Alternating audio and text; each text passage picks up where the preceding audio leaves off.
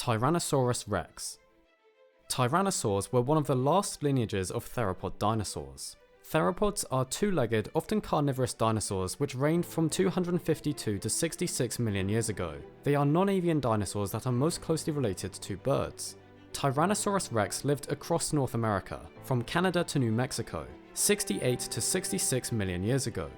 Sue, one of the most famous Tyrannosaurus specimens, was considered for a long time to be the biggest specimen known, until being dethroned by the slightly larger Scotty.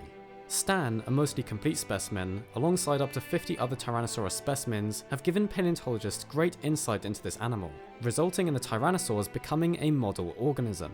A model organism is a very well studied species and can apply to a living or extinct organism.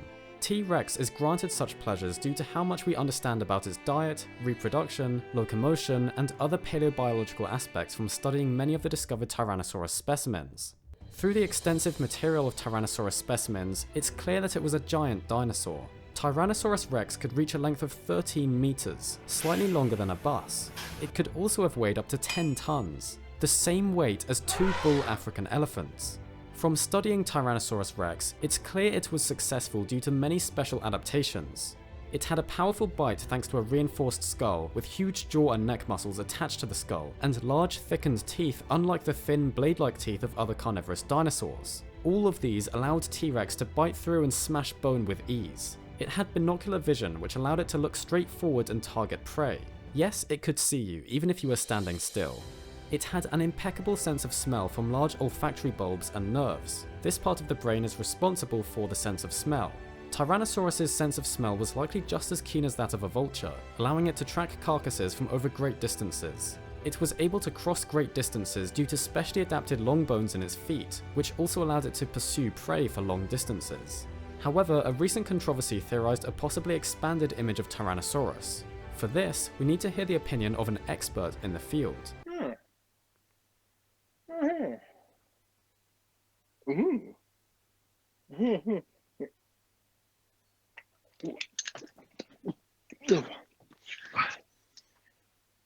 Hi there, I'm Marson. I'm a postgraduate student from the University of Portsmouth, where I did a course in paleontology, and I then went on to do a master's in paleontology. And I particularly focus on vertebrates from the Mesozoic, and that also includes Tyrannosaurus rex. So the discovery in question was actually Gregory S. Paul and others found that there seemed to be at least 3 groups of Tyrannosaurus specimens that seem to lump together based on 2 characters. Number of incisor-formed teeth, basically small teeth at the front of the jaw, in the bottom jaw particularly, and also the thickness or the robustness of the femur, which is the thigh bone.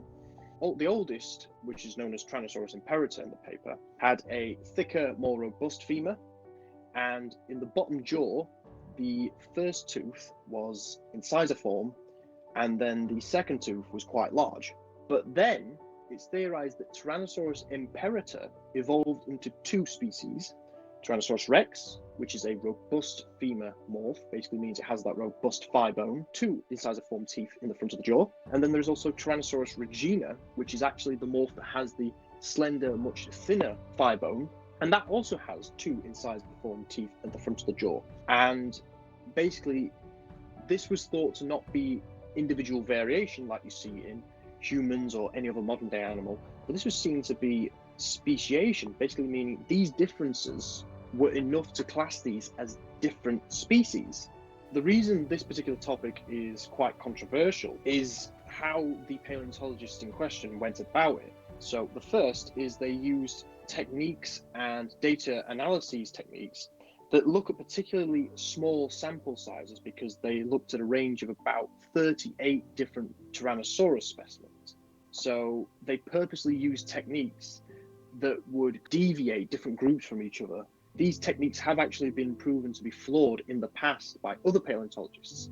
So these paleontologists knew what they were doing with these techniques, and they knew that these techniques had some disadvantages. Another problem is that they analysed specimens that aren't in a public collection. They're not in a museum, they're not in a university, they are in private collections. Other paleontologists wouldn't have been able to go to this private collection and verify what the paleontologist who wrote this paper had written down or had collected. That's the problem with doing studies like this, that not everyone can see it and not everyone can verify it. The biggest issue with this paper, the features that they have used to actually distinguish these species. In paleontology and in science as a whole, we look to distinguish species on enough characters to say this is a separate population from this population, but also we need to find traits and characters that don't overlap with each other. So a paleontologist could come along and say this set of fossils and these sets of fossils are two different species. But then another one can say, hang on a sec, this population has some characters that overlap with this population, and this population has characters that overlap with this population. So in reality, they were actually more likely to be one population, not two separate species, because we find that kind of variation in our own species and other species today. So a lot of these problems stem from complacency with the techniques, complacency with the collected data, using specimens that aren't accessible, and using too few characters and using characters that are too variable to distinguish these different species. The majority of paleontologists, online particularly, reacted to this actually quite negatively. They actually showed that, for one, the characters or the traits that we use to diagnose these different species as different species are actually traits that we've known that vary in Tyrannosaurus for a while. They actually stated we've known about this for a while. And there was actually one famous paper done in 2020 by Tyrannosaurus researcher Thomas Carr.